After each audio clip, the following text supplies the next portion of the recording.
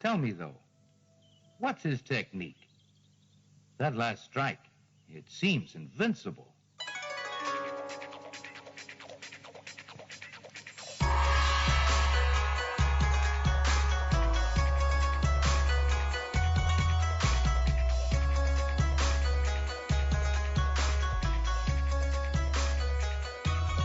Hello and welcome to Sons of the Dragon, the Immortal Iron Fist podcast. My name is Connor McKenna.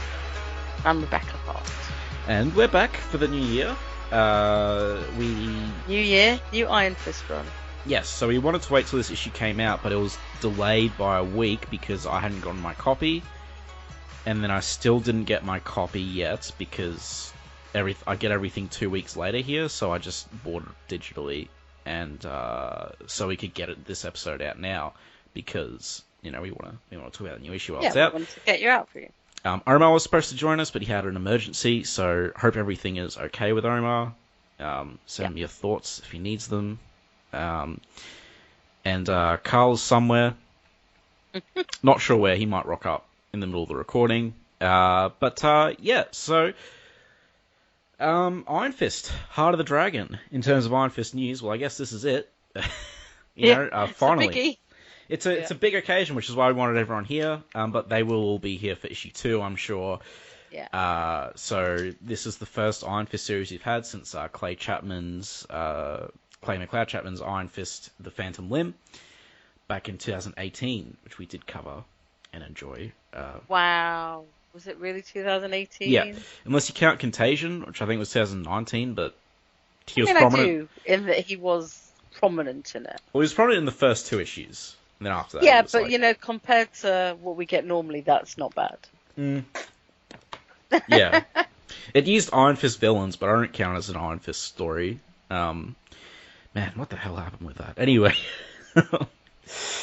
So, Heart of the Dragon. So I'm looking at the normal cover here. Yeah, I've got that one in front of me, but there's a few variants. 3, right? Yeah, there's David Aja one, and then the other ones seem more expensive. So I mostly paid attention to the David Aja one. Yeah, I'm pretty sure Omar posted pictures in the... Yeah, he will have done. Of the variants, because Okay, let's see. I think that's for issue 2.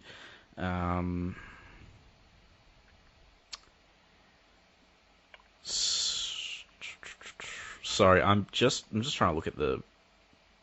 Right, there's like a Masterwork style variant.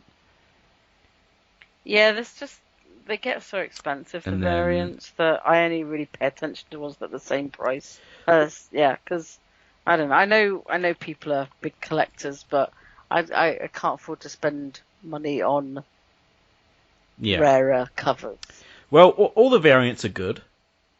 There's only 3. I'm sure there won't be that many variants for issue...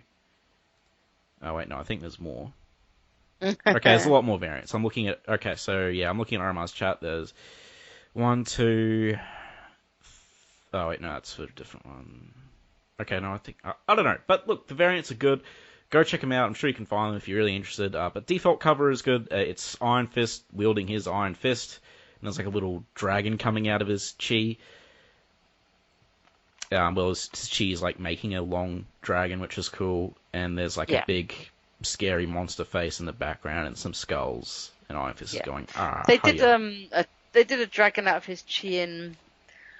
some really random one-off appearance of his where he was fighting the Hood and Titania, and I thought that was quite a nice way of showing it, but it was very unusual. So, but that's the only other place I've seen it. Yeah. Also, this cover is a poster. So a lot of he has a lot of abs in it. He has like an 8-pack. 1, 2, 3, 4, 5, maybe almost a 10-pack. Almost a 10-pack. Yeah. So this cover is a poster as well. A lot of comic shops got it. My comic shop only got one because they generally don't order posters, and it's just sitting there, and they just gave it to me, which was nice of them. Yay. So, going to get that put up. I know Omar has 2, I think. So good cover. And then we get into The title page, Iron Fist, Heart of the Dragon. Larry Hama, writer. David Wachter, artist. Niraj Menon, color artist. VC's Travis Lanham, letterer.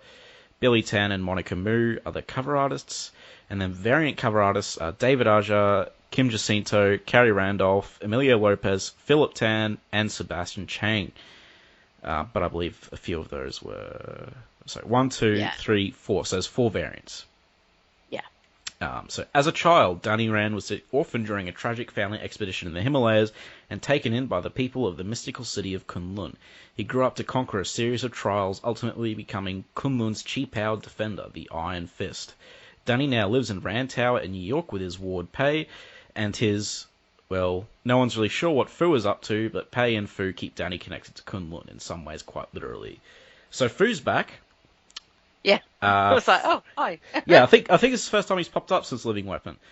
Yeah, I'm pretty sure of it. And I think he was... I can't remember... I'll have to read it again, but, like, wasn't Fu at one point implied to be not of the mortal realm? Yeah.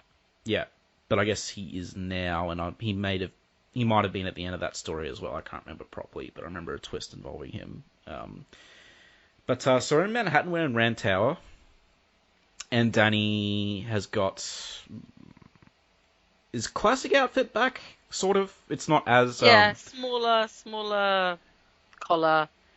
And what is quite cool is the dragon on his outfit matches up with the dragon on his chest. Yeah, that was cool. But it's also... the mask looks really weird to me. I don't know if it's because they've made it cling to his nose more. Yeah. But it almost looks like he doesn't have a nose. Yeah. In a lot of these, and it just looks really... I know the art is fine, but it just kept making me do this double take throughout the entire issue of like, what's happened to his nose? Why does his face look weird? They kind of, in Brisson's run, because I went through the last issue of that, or the last issue before Damnation, to just check some things, and they had Danny's costume, his jumpsuit was torn, but the symbol lined up with his brand, so that's cool. It's similar to this here. But it makes sense. So yeah, so here he's got the classic outfit, except his tights go all the way down into his boots. So he has boots, but in not Brisson's, slippers. I mean, I know he lived in an apartment in Brisson's run, but I don't think it was ever explicitly said to be Rand Tower. So I kind of assumed he was like. I think he was in Rand Tower. Yeah, I think he must have been. Because I remember... But, I just forget Rand Tower exists quite often. I always think of him more as in a... Well, Rand Tower did get blown up in... Yeah. You know? But he's had a while to rebuild, so... Whatever, you know. He's got money, apparently. I'm pretty sure it was Rand Tower, because I remember Sabretooth had to break in. I just remember it was an apartment building. Right. And, presumably a high-rise, but okay. I don't know if they ever said... I just assumed he was renting somewhere. I don't know why. I don't know. Just, Well, he's in Rand Tower. But considering he had a dragon with him in that run, it must have been Rand Tower. And the collar's a bit less big, and the uniform covers a bit more chest than it usually did. It's like an alteration of the classic outfit variation. So he's got Pei, a babysitter in the form of Luke. Yeah, and Gork's having his tummy rubbed. Yes, Gork has reverted again in age. As has Pei. Yeah. I don't mind it so... I mean, I thought she got old quick, so this is kind of like going back. Yeah. I mean, what? She was like 10 or 12, right? Well, she was definitely going to high school, so... So the thing is, and... I mean, Danny Cage has had the similar issue between toddler and baby quite often. So I'm more annoyed about the dragon. Yeah. Because Danny literally rode that dragon around, and burned a bunch of invaders in Kunlun. There was a lot of confusion about this, among my friends. And and I'm not surprised, but he's giving this is the point at where we're at, apparently, and it's just, again, if you have a history of the Iron Fist, right, and you're deciding to make your Iron Fist story draw heavily upon Iron Fist lore. Like, why don't you read the most recent issues? I don't get it. Like, I really don't understand why. It's not like there's that much to read to catch up, make sure you don't make mistakes. And so Phantom Limb, like, I let that slide because that was like, it was almost its own thing. Yeah, it was telling its own story. It wasn't drawing on Iron Fist mythos that much. Exactly. This is going out of its way to draw in on heaps of Iron Fist mythos, and you got to get that stuff right. And it's really frustrating as an Iron Fist fan when there's not that much to keep track of, and people just keep muddling things up. Just ignore it. Yeah. And it's like Larry Hama he got a lot of details right, but then for some reason, like he just didn't know about Brisson's recent run, and like he obviously. But why would you not know about it? It's just like you said, there's not been many runs. He drew heavily from Living Weapon as well, but then Pei aged up in Immortal Weapons, which was like the sequel to that. Yeah. And even though I thought it wasn't very good, like it still happened. So I don't know. It makes it annoying. It's like as to where this fits in the quote unquote timeline. Like, so whatever. I'm just gonna roll with it and see how it unfolds. But like, it is a peeve that I noted. Yeah. And it's more than a quibble. It's a annoyance. It's a flat out annoyance, but I do like Pei being babysat by Luke. Yeah, no, that's a nice touch. I like having Luke in Danny's life. Always. It's a nice touch. It's just like, and also recognizing that he's a dad, and that he knows how to look after a kid. Those are both things I like. But I'm with you on I don't like being so unsettled by it because it really isn't that hard to follow exactly what there is from. And even if you want to ignore some bits, but like this is just like, would it have mattered if she was older? Yeah. Well, the I dragon, mean, it might have mattered if Gork was a bit bigger, but like, or maybe they could have two dragons. Yeah. Like it's just. Some people thought there were, and I got very confused, and I was like, I don't have time to reread it all. It's a guy who has history with Iron Fist, and he obviously knows Iron Fist mythology, enough of it that he should know better, to make it work. But look, we'll see how it unfolds. I think we've expressed our displeasure with the continuity thing, so I'll leave it at that. To the actual thing. So Luke is babysitting Pei, and Gork is enjoying a tummy rub from Luke. And so essentially that gate below Rand Tower, Fu has rigged it so it can go to any heavenly city. Yeah. And not just Kunlun. So they go through. Which at this point, Danny can just teleport to Kunlun himself with the book. So, if that is remembered. It's clearly not. Well, I mean, I'm giving that a little bit of a slide because he can't. That was a little bit more of a detail within a longer run, but yeah.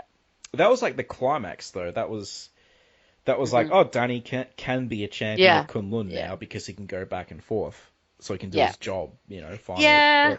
Yeah. But in this, I take it, I'm letting it slide because he can't go to the 7 cities with just the book. He can only go to Kunlun. So yeah, that's true. The art's really nice, I think. Once you get used to the style of it, and I still think the mask looks a bit weird, and I don't know why, because I can see it's not weird. It's just, I don't know. Yeah. It's something about the nose just keeps getting me. But yes, so he goes through, and there's some incredible art here when he goes through. Well, I even like the shot of him on the elevator. I love the shot of him. I love the shot of him, walking through the door. Oh yeah. Down there. Yep. Yeah. Yeah, but he's that shot of him in the elevator though was like plate ice. He doesn't look like he's. Yeah. He's like, you better get along. And they're about Luke and Pei are going to play hide and seek. But in the basement. So Fu's back, and reminiscent of the Kerry Andrews art, actually, Fu, which is cool. And they use this portal. So they go to the Undercity, the home of lost things, which is I'm guessing is Dog Brothers city. Yeah, it must be, yeah. So they go into the city and there's murderous, not undead ninjas everywhere. Yeah, lots of zombies. Yeah. Beautiful bit of background. It is, yeah. But it's all on fire and the ninjas are just slaughtering civilians. And Danny starts powering up. But apparently they're self-aware. Which is kind of a distinction you need to make because zombies usually aren't really self-aware. Yes, so, yeah. That'll come into play later, I'm sure. You get a nice fight with Danny ripping them to shreds. Yeah, no, he makes a remark about them being the three horsemen of the apocalypse. He lights up his fist, and yeah, he like shreds a horse. So yeah, he's ripping their limbs off and stuff because he's like, well, they can't function without limbs.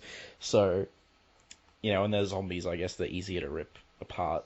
It'd be funny if he started doing this to people, though. It'd be like Mortal Kombat or something. Yeah, I don't know how funny that would be. I don't think I'd approve. It would depend who he's doing it to. But, yeah, he throws a head through the torso of the zombie. It's not gory, though. No, because it's all they're all like dust. But that's why I bone. think if he was doing it to non-zombies, it would become quite gory. Oh, totally, very gory. Yeah. And Fu found an axe. Oh yeah, he packed the axe apparently. But then Dog Brother shows up. I love Dog Brother. Yeah, he's not the most popular immortal weapon, but he's not the least popular immortal weapon. Yeah, I love him, and you just don't see him very often. You don't. I think we last saw all of them in Defenders. Yeah. Where they all got murdered by Prince of Orphans, which was undone. Yeah. But yeah, since then I think we've seen Fat Cobra mostly. Yeah, almost entirely. And Prince of Orphans, actually. He popped up in Living Yeah, Weapon. but people like Fat Cobra a lot. Oh, they do, yeah. And for good reason, because his backstory is... I still think his backstory is the best one. I'm not really counting Prince of Orphans. As well. Yeah. I wasn't counting him because he's like so meta in his backstory, if that makes sense. Yeah, that's true. That's true. But I mean, it is so cool. I love it. Yeah. Yeah. Yeah, it's probably that and Fat Cobra are my favorite ones, just for different reasons. One's really good, like acknowledging the past. The other one's just like, wow, that's a really awesome, tragic, horrible story. Yeah. But yeah, so Dog Brother's back with his Dog Brother squad. Dog Squad. Yep, and the Mother of Mercy has abandoned them. Can't remember who that is. Yeah, maybe they were in Mortal Weapons. I don't know if we're supposed to know. I mean, yeah. I can't remember either, so... So Dog Brother fills him in. He's like, the undead are trying to destroy all the dragons under heaven. So Iron Fist needs to go to the Citadel of Ancients and protect the dragon. Dog Brother being a quest giver here. And Iron Fist is like, when you call something a citadel, it probably means it's difficult to get to. And then Fu goes, difficult is highly subjective description. Now, we all remember, third issue of Iron Fist ever, Citadel of Vengeance. Mm-hmm. He got through that, exploding staircases and, all sorts of wonderful traps. I've yet to read a trapped building that is as fun as that. Yeah, that's true. That was a lot of fun. Yeah, if people want to check out an episode on it, it's the only time me and Carl ever did a audio play thing. So we have a cool set piece here. So a bunch of like really thin poles. Yeah, and then jumping on poles thing. Not only spikes, but snakes at the bottom. Yeah, just in case one wasn't enough. If you're going to do traps, you might as well do them full on. You may as well light them on fire, too. They're fire snakes. But yeah, I like it. Fire snakes? They're amazing. So Danny goes across the pit of death with grace. Easily. Yeah. He's taking his time. If this is in another comic, Iron Fist probably would have fallen down while quipping, and then Spider-Woman would have beaten him up. But it's not. It's not, thank God. So Fu is walking across. He's only got little legs, so it takes him a while. Yeah. the Iron Fist is like, too much for you, and I'm like, well, he's not a living weapon like you. Yeah, and he's got teeny weeny legs. Yes, maybe you can help him across. You could have carried him or something. Like half the height of him. Yeah, Daddy probably could have carried. But like the art is really good so far. I find it interesting. The art is really a highlight of the whole thing. So the Dog Brother and the his colour's very nice as well. Yes, always got to prop the colorists. Yeah, but like, so Dog Brother and his compatriots, they look straight out of Immortal Iron Fist, very David Aja style. Do. Yeah. And Fu is very Carrie Andrews style, so I really like. Yeah, I like how they've brought it all together. And no, but yeah, it's hard to explain what's so good about the colouring, and I think it's because some panels really pop, and others just allow you to look at the background and they're a bit more muted. Yeah. So it's just really, really nice. I don't think I've seen a comic coloured like this for a while. Yeah. And especially not Marvel one. Like if I have, it would be more of an image. Right. Sort of, that mix of. I don't know. There's just something really weird about, and also the panelling's really good. Yeah, I think like it's not sort of fixed panels; it's very loose and. I'm really digging that aspect of it. And it feels like an Iron Fist comic, not another superhero comic. Definitely, and like you said, there really are the influences from all the other Iron Fist comics. You can tell, not in the storyline and in the actual. Yes, art. in the artwork, which is. How often have we seen that, if ever? I'm really impressed. Never really. Usually you just get a different style each time, and this is very... it's really nice. It's really nice. It's like, who would have thought you could have made, David Aja and Carrie Andrews styles go together? Uh-huh. Because they're so different. And they are, and this really does work them in together. Yeah. So I bet we're some of the only people that have noticed this detail, so it's good that we pointed it out. But we are kind of Iron Fist nerds, so yeah. I know, there's not many of us. But Iron Fist walks through these big double doors in the Citadel. Who is it? Taskmaster. Tasky. Which is a cool surprise because Taskmaster is one of the, talented martial artists of the Marvel Universe. Yeah. So talented, he was able to take on the Avengers by himself. So, because he's there taking the dragon's heart. Yeah, he just killed a dragon. Probably had his adamantium sword or whatever. Yeah. But putting his heart in a box. Yeah, but it's not a heart-shaped box. Ha ha ha ha. Yes, this dragon's pretty dead. Well, that's gory. A little bit gory, yeah. It's a big heart, wow. But a big dragon. So it looks like Taskmaster has been hired to kill some dragons, and Danny's like, "You're not going to leave with that. We're gonna fight."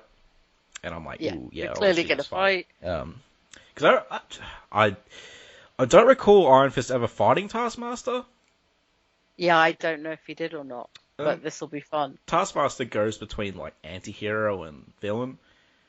Yeah. The most memorable fight of Taskmaster that I remember was against Deadpool, where Deadpool walloped him with both arms and legs tied behind his back. I've mostly seen him fighting Avengers in memory, but I've not read any of the Taskmaster minis and that. Yeah. And Iron Fist would always be a great one to pit him up against, because then he'd basically get all of Iron Fist's martial arts, but not the chi. Yeah. So it would be a good matchup. It would be a nice match. Which we might see now. But we kind of don't at the same time. Spoiler. No. Yeah. So Plam, Iron Fist is sent flying out of the thing, and he lands gracefully on this pole. Really great sequence coming up. Beautiful. Again, quibble of mine. Iron Fist always having his fist lit up, and when it connects, it's like a normal punch. It's like, again, because we're Iron Fist nerds, but we notice this thing. The Iron Fist is the Iron Fist. If you hit someone with the Iron Fist, then they should be turned into goo, unless they're like Iron Man or Power Man, They should certainly feel it. Yeah. Significantly more than they do. Again, the worst one I remember was when he fought Shang-Chi, and he just had his fist lit up. I feel like it's not even the Iron Fist, right? It's I don't know, it's literally just, it's not. It doesn't feel like the Iron Fist if there's no big impact. Fist. Yeah. That's the thing that fought a helicarrier. So, But it is cool though because he goes. So,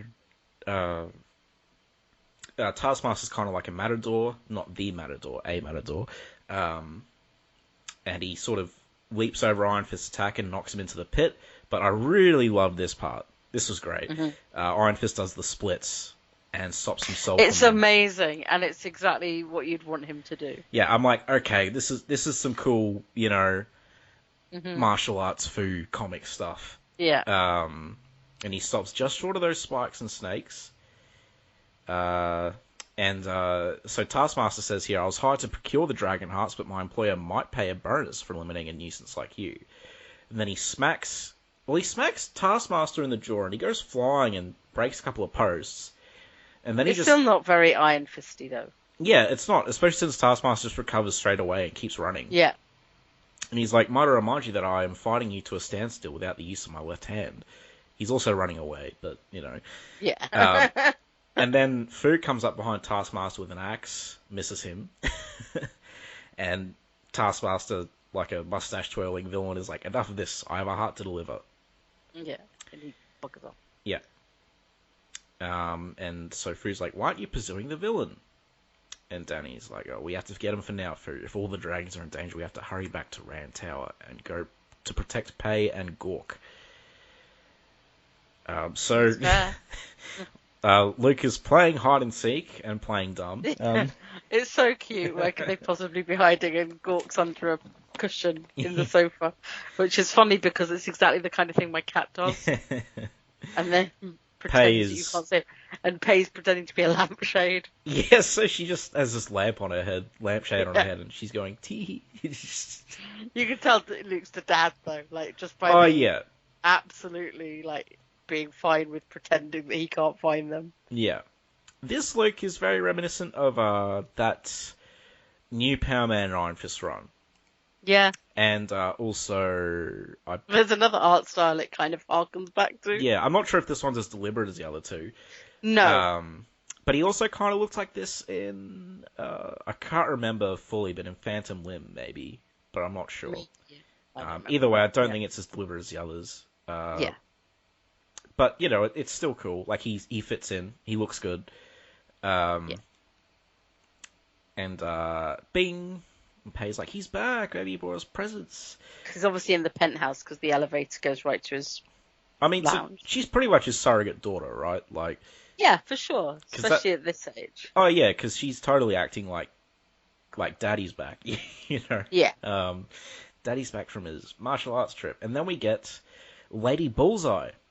Yay. Which is cool. I wasn't huge on Lady Bullseye. I read that Brubaker thing. But it is a nice surprise. But it's cool because it's like, oh, are they hiring all the martial arts villains? Yeah. Which is cool. I wonder if like Elektra will pop up or something. Although she's kind of very busy in Daredevil at the moment. So. Right. Yes. But it doesn't mean she won't, but... It depends. I believe when they start writing these things, they get to ask what characters they want to use. Yeah. And then Marvel does a big yes/no. Right. Okay. So, interesting. And sometimes I don't think it matters because sometimes they're like, oh, it's clearly a different timeline or something like that. But other times it might. So Elektra might get affected by that. Right. But who knows? Yeah. You want to read lots of good Elektra at the moment, though. Daredevil run. You're not reading it. I'm not reading it. I'm just... Right, it's everyone good. raves about this Chip Zdarsky run, and all I see is, like, Elektra, Kingpin, the same things I've seen a million times. Yeah, do you know what? It is, but it feels a little bit fresh. Right. Like, I'd say that I've the same, when you look at it to its basics, it's, as somebody said, considering Daredevil is always cited as this one who always has a decent run. Yeah. Like, he has had the longest sort of, like, non-duff. The same things happen to him over and over again. And it's kind of the same, but it's a little bit different. And so far, this sameness hasn't annoyed me. I'll probably check it out one day. So I think it's just skirting that, oh God, again. But currently it's in that stupid King in Black crossover, so we'll see what happens after that. Yeah. So Luke's like, oh yeah, so Lady Bullseye wants to grab that dragon. Luke's like, nope. And then Pei... She managed to find Gork's hide and seek spot. Yeah. But then the Pei is like, no, but she does like a cute little kung fu pose. Yeah.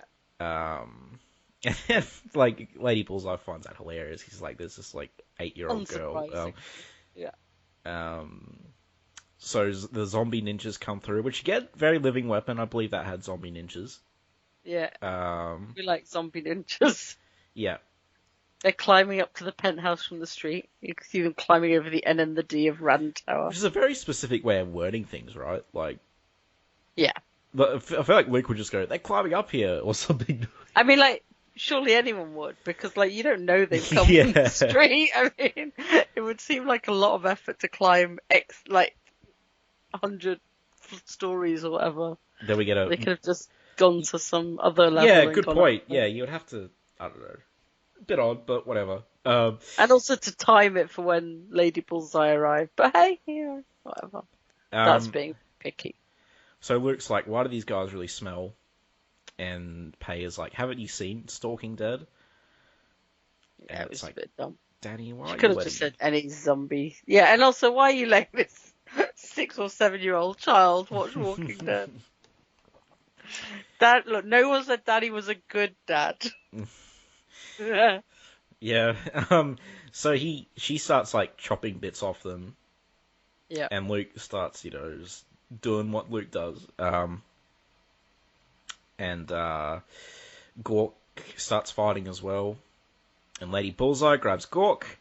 Kind of reminiscent of when Davos grabbed him and broke his neck, I think, in the weapon. Don't worry, guys, he got better. Yeah.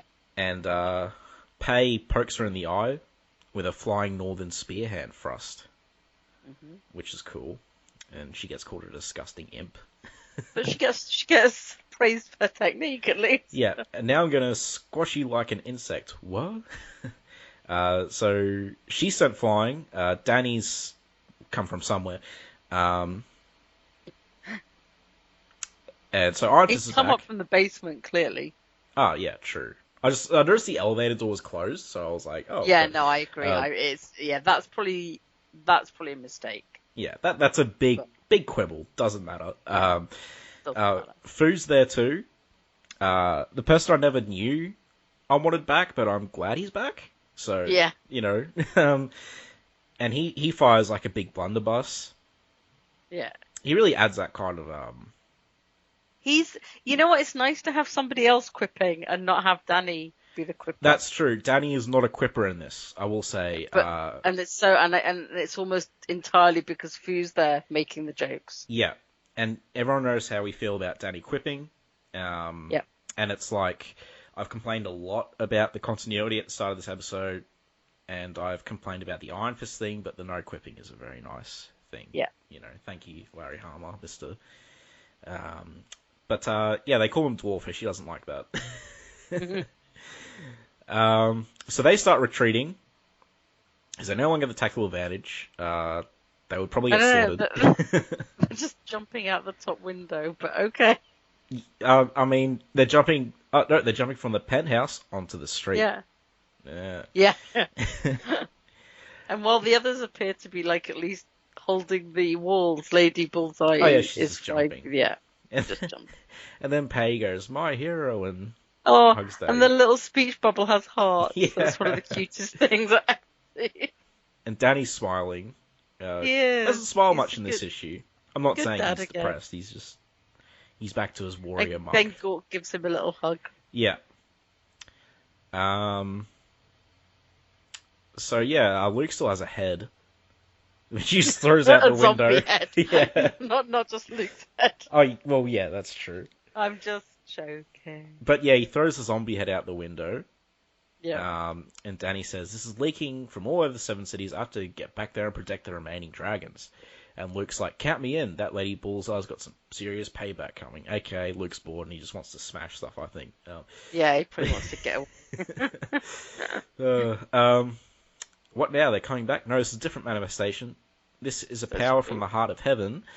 That warm glow, it feels like concentrated goodness. Your perceptions are correct, Lick. What you're feeling is the infinite compassion of Kuan Yin, Mother of Mercy.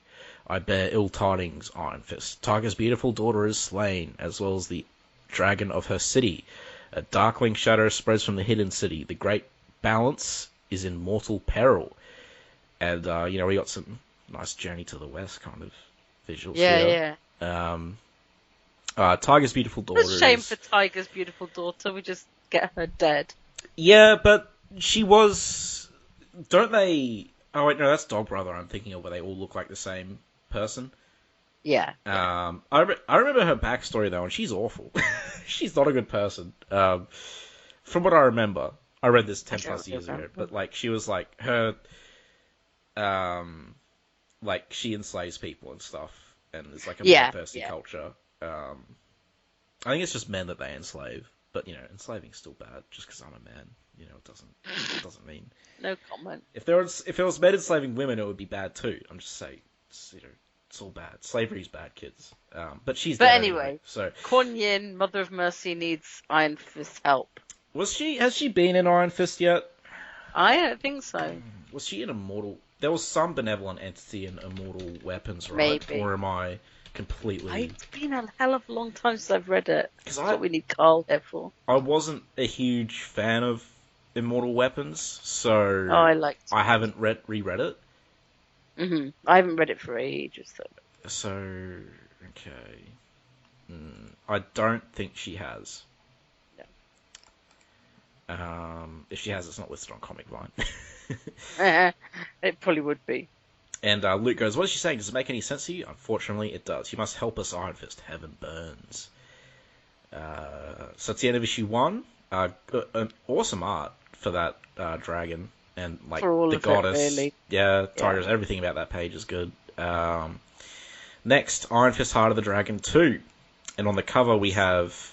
Fat Cobra. Yes, Fat Cobra, Bride of Nine Spiders, and Dog Brother, and Iron Fist pulverizing a zombie. Yeah, so good issue. I thought I guess I'm not sure if this is complete or not, but it moved very fast. Yeah. But it was action. There was a lot to take in. And I like the action part. I still think that overall they're kind of struggling to find a place for Danny that isn't attached to the immortal cities and whatever, but I still like going back to it, so I'm not complaining too much. I feel like every time they try and find one, a sort of what's he doing these days, it's like, oh no, let's get back to the immortal Iron Fist. I think, I think maybe not Immortal Iron Fist specifically, but I think that the Heavenly Realm, I think, is his place. Or it should be his place. Like, it is a very interesting place for him. Especially, I guess, for his solo runs, because it's a place where he can go and interact without having to grab other heroes and stuff. Like, it's his... All the other heroes are the other, like you said, are the Fat Cobras and the... In, like, the... Dog Brothers of the world. Yeah. In the Marvel cosmology, like, this is Iron Fist's corner. Yeah. Like the trying to think of an appropriate analogy. Like, there's the cosmic characters like Gladiator and the Inhumans and stuff. They have their little pockets, right? This is like Iron Fist's little pocket. Definitely. And I like that. I mean, because when you think about it, outside of Immortal Iron Fist... I do like it, but it is definitely a constraint why we don't see more Iron Fist in comics as well. Do you know what I mean? Because... I guess... Yeah, it is. I don't know if I consider this setting a constraint as more, like, less writers would be interested in working with it. Yeah, I'm not talking about the setting per se being the constraint, but like when most of them are trying to fit things into whatever's happening in the standard world. Right. And this will always only ever be a side thing. Right. Which means Iron Fist stories will only ever be a side thing. Which is fine because they're good, but there are constraints in there. But I like seeing it. Like it's a sort of, if once you build up this sort of mythology as well, it's kind of a shame not to tap into it. Yeah. Yeah, because I don't think outside of like Immortal Iron Fist, it hasn't really been explored that much. No, I mean Edwardson added to it for sure. That was more like just Kunlun though, not really. Yeah, but that still touches on it. I mean, like Kunlun is a part of that. Yeah. So Yeah. like I mean, compared to like say Contagion. Yeah. I guess. Yeah. I prefer it when Iron Fist is like balls deep in sorry in like this crazy Chinese mythology with martial arts action than like him just being in Harlem, Yeah, I think I'd probably like across a bit of like that, him having to balance those two sides of his life. Yeah, which they could. So I like I like this issue. I kind of appreciate seeing the sort of Pei and Luke. Yeah, but he's obviously not going to take Pei with him to like go in the same way as he's not taking Luke. So but I like that we're probably going to keep checking in on them. Yeah, because he can now, with Fu's help, zap over there pretty quickly. They could do that. Like they could back to what you said about balancing his two lives. They could do that now that if a writer was to do a series about him, like now that he can teleport to Kunlun and be its champion, and he's actually doing that. Yeah, they could easily like to see that. Do like, okay, I got to balance my Earth and Kunlun responsibilities. Yeah. Which again, like Kunlun's Iron Fist is the only thing they really have, whereas Earth is like, we have the Avengers. New York is like, we have, but still, I mean, I've said it before, and I know you and Carl don't agree with me, but I've said it before, like, for me, Iron Fist could work if it was just, like, not connected to Marvel. The only problem, like, the biggest problem with that is obviously no Luke. Because Luke is, like, he's a part of Iron Fist mythos at this point. And, like, I'm not saying, like, Luke is his own mythos as well, which is why it would be tricky to have Iron Fist completely separate from Marvel. But, like, for me, it's like, I don't read as much Marvel as you, so I'm fine with Iron Fist just doing his own thing and not seeing a reference to the rest of Marvel. Yeah, I get that. So, and, like, these events are still important as well. Like, it's just, of course, it's more of like a behind-the-scenes thing. It's not the like, I'm sure Earth would have been in trouble if it wasn't for Iron Fist a couple of times. Like, most characters in Marvel, they've all saved the planet at some point. Yeah. But, yeah. Still, it's interesting food for thought. So, like, I like this issue. Yeah. Outside of those quibbles, I'm interested in the direction. I like Danny's characterization. Yeah. So far. And I would like to see him fight Taskmaster. I'd like to see it. Hopefully we get that. I feel like we will see it. I feel like that as well because, like, if Taskmaster's the one that's been sort of... Well, I guess it's more than just... I'd be interested to see who else we get, actually. Definitely. Like you said, if he's gone for the sort of martial... If they've gone for all the martial artist ones. I'm sure, I'm interested to see if Prince of Orphans is going to be making an appearance. Mm-hmm. He's not on the cover of next issue, but I feel like he could be safe later. Or they could just not use him at all. It wouldn't surprise me. Pretty sure Davos is dead right now. Yeah, I'm not 100% sure, but... I think that's what happened. Yeah, like in Living Weapon, because he was a bad guy in Living Weapon. But, because it's funny, though, because Davos is like... You have him, you have Master Khan, like, those are his two big named villains. Mm-hmm. And one of them died. which is good on the one hand, because it's not like a Lex Luthor scenario. Where he's, he's always kind of around, if that makes sense. Mm-hmm. But yeah. But it's kind of, sometimes it's nice to have people taken off the board.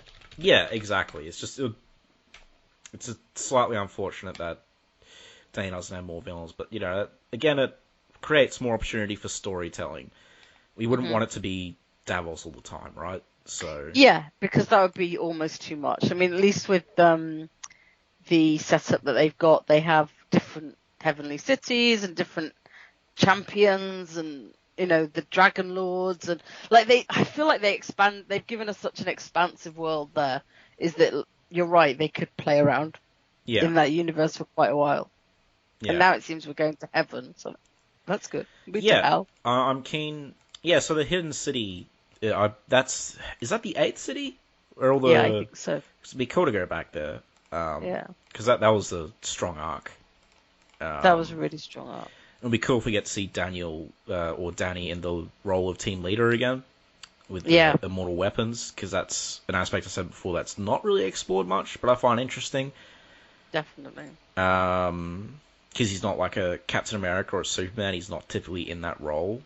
But he's not bad at it either, so it just doesn't happen much. And I wonder if we'll get another Tiger's beautiful daughter, or if she'll get resurrected. Who knows? Fun to speculate, though. We haven't been able to do it in a while.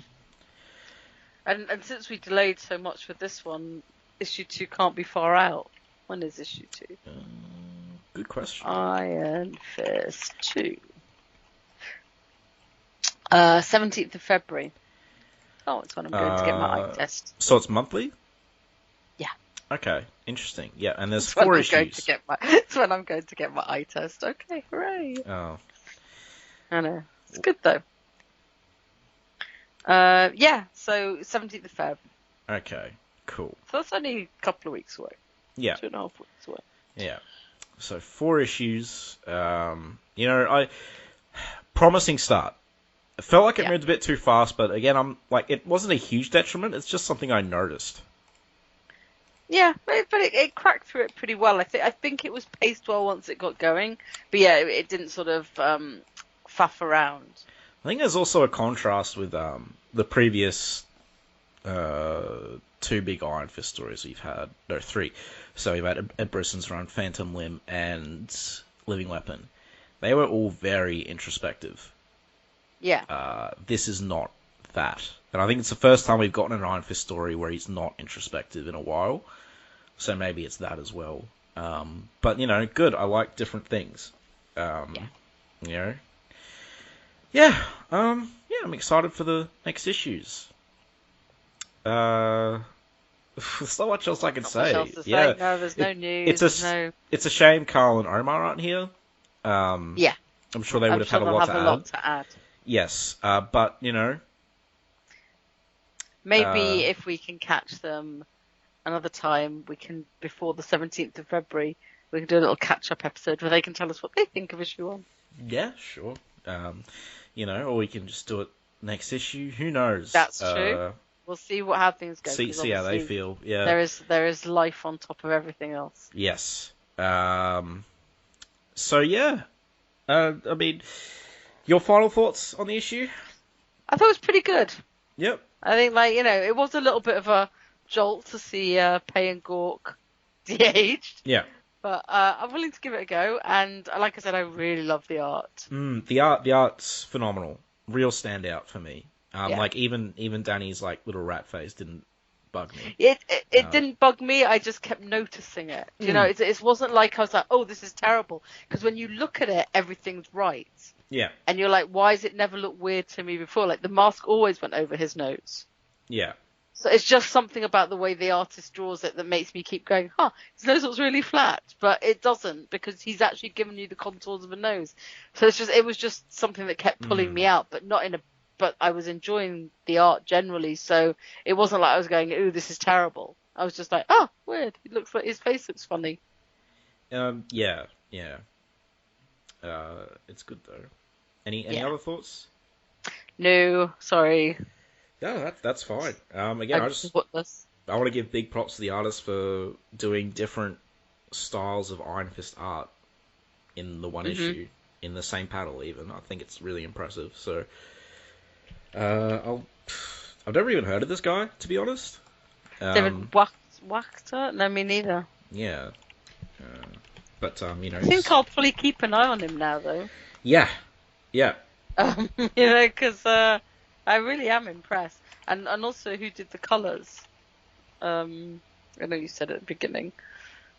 David Wachter did the art. And the colorist was Niraj Menon. Never heard of them either. Pronouncing it right. I can't really find them anywhere. I found David Wachter's Twitter. Oh, he's a Teenage Mutant Ninja Turtles artist. Wow. That kind of works. I mean, for the martial arts.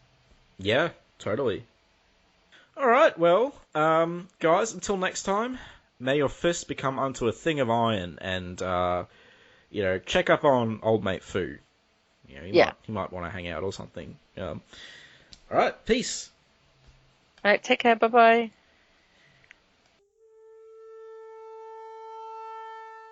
Iron Fist and all other characters in these comics are properties of Marvel and Disney. Any music or images we use belong to their respective copyright holders. We do this for fun, so please don't sue us. You can contact us at sonsofthedragonpodcast@gmail.com. Just send us mail, comments, thoughts, anything you want really. It doesn't even have to be related to Iron Fist. If you don't want it read on the air though, make sure you mention that. You can also find us on Facebook, the Immortal Iron Fist Podcast, Sons of the Dragon, our Twitter, at Iron Fist Podcast, our SoundCloud, soundcloud.com/Sons of the Dragon, hyphens where the spaces are, our YouTube, Connor Carl, just search Iron Fist Podcast and you'll find us real quick. We are also on iTunes. If you find us there, give us a review and rate us. If it's less than 5 stars, please say why so we can improve the show.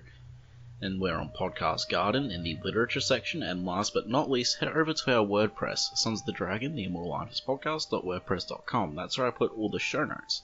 I'd like to thank Thomas Tissot for composing the Iron Fist theme song we use at the start of our Iron Fist episodes on the podcast. I'd also like to thank Peter John Sikorsky for composing the Power Man and Iron Fist theme we use at the start of our Power Man and Iron Fist episodes.